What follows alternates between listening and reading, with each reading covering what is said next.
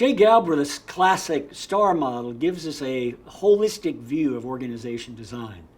It starts with strategy. A clear strategy provides a defined goal and lays the path on how to get there, how you will grow, how you'll compete, the choices that you'll make, and the opportunities to pursue. Probably the most important question that strategy answers is, how will we create unique value for our customers? How do we provide products, experiences, solutions that our customers are willing to pay us for?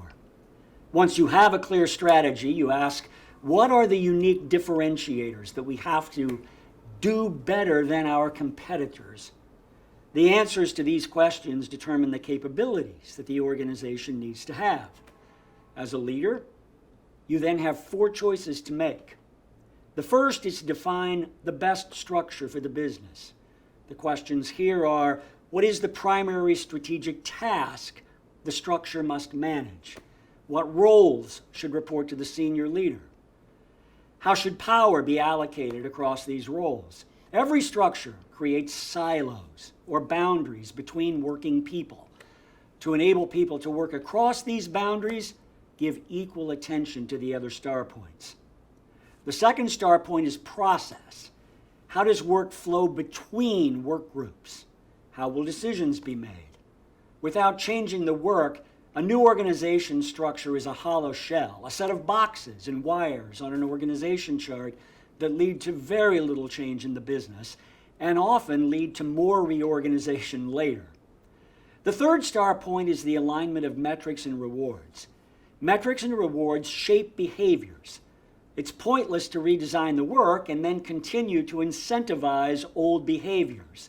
So you determine how you will measure progress at the individual, the team, and the business level. What will guide behaviors? What will reinforce the culture that you want?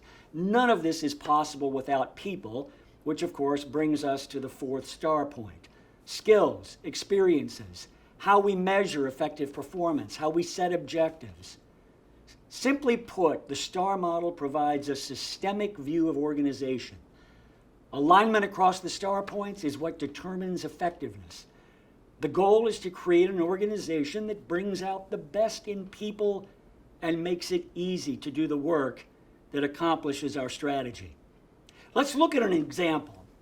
Perhaps your company has a new strategy to grow through disruptive product innovation.